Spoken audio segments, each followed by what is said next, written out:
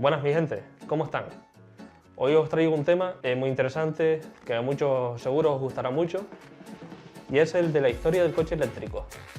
Intro y comenzamos.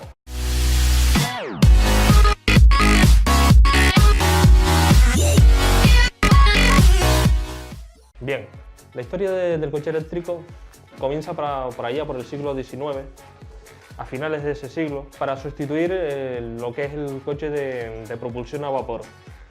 Entonces, pues bueno, había una pugna entre el coche ¿sabes?, de derivados del petróleo, en sí la gasolina, y empezó a aparecer el coche eléctrico. Enseguida, obviamente, el coche eléctrico cogió predominancia y fue un vehículo que alcanzó mucha popularidad a finales de ese siglo y principios del siglo XX. Estamos hablando del comienzo de la historia del coche eléctrico. En 1865, Gaston Planté mejora la pila eléctrica, con lo cual se alcanzaba mayor autonomía y mejores prestaciones para el vehículo eléctrico. En 1880 aparece la primera batería recargable, lo cual beneficiaba mucho al coche eléctrico, que podía ya recargar esa batería sin tener el trastorno de estarla cambiando cada X tiempo.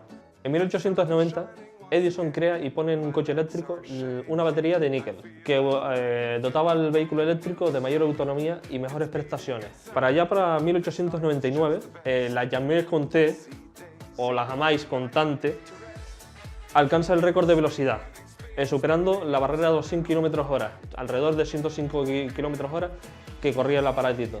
Un récord para esa época y un hito que marcó un antes y después en el vehículo eléctrico. Ya para principios del siglo XX, allá por la primera década de ese siglo, el coche eléctrico tenía mucha popularidad. Las clases adineradas solían optar por el vehículo eléctrico, usualmente, sobre todo la mujer, optaba por ese vehículo porque el vehículo eléctrico era un vehículo fácil de manejar, limpio, ecológico, al contrario del vehículo de combustión, que era sucio, echaba humo y tenía la peculiaridad de que tenía la manivela, que hacía dificultosa el arranque del vehículo de combustión. Pero allá en 1913 se coloca en un Cadillac el primer motor eléctrico de arranque, que daba la chispa suficiente para que el motor de gasolina arrancara y se pusiera en movimiento.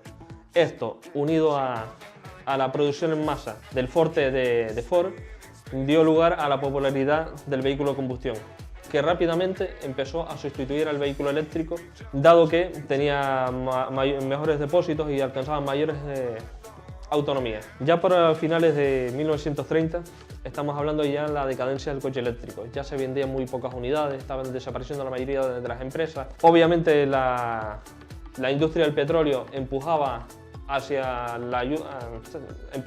vehículo de combustión, dando lugar a que el coche de combustión finalmente ganara la batalla al coche eléctrico. No centrado hasta la década final, la década de los 60, finalizando, entrando en la década de los 70, cuando volvió a haber un boom de coches eléctricos, un pequeño boom. O sea, estamos hablando que esto fue gracias a la crisis del petróleo, la crisis de 1973. Obviamente, la escasez de petróleo y la dificultad para encontrarlo dio lugar a buscar fórmulas que pudieron sustituir al vehículo de combustión. Y ahí reaparece el coche eléctrico. Hombre, son propuestas que eran urbanas. Son coches pequeñitos con autonomías limitadas, a lo mejor a 60, 50 km/h, pero que cumplían bien para el movimiento dentro de las ciudades. Ahí tuvo especial relevancia el Sebring Vanguard, que se vendió 2.000 unidades de este. En 1990, General Motors presentó en el Salón del Automóvil de Los Ángeles el Impact. Ese coche fue un prototipo, pero dio lugar y base a lo que luego sería el EV1, Experiment Vehicle 1, un coche muy conocido. Por allá por 1996, General Motors empieza a fabricar los primeros EV1. Se daban a los clientes en forma de alquiler. Ya por allá por 1999, General Motors, inexplicablemente, o sí tiene su explicación, terminó con la producción de este vehículo.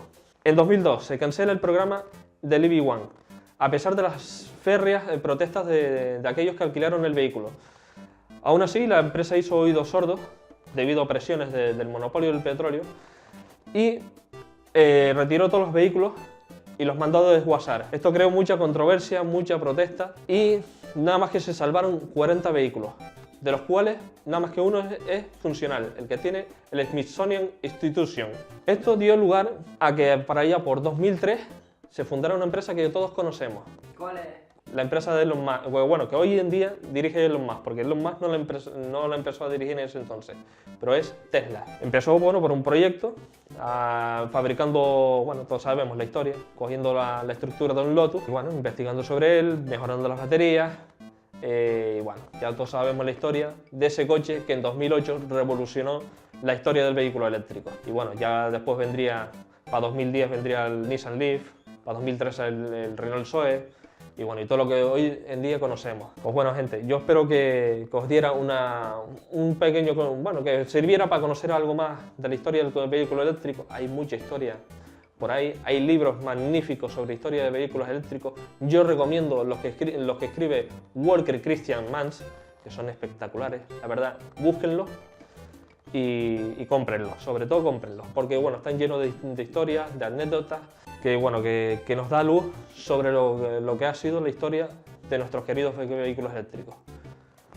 Pues bueno, gente, yo me despido. Acuérdense de darle like, acuérdense de suscribirse. Si quieren dejarme un comentario, aquí abajo pueden dejarme un comentario, lo que sea. Yo gustosamente os respondo. Y sin más, a ver, ¿qué hacemos con esto? ¡A enchufarse! Ah, enchufado, tío.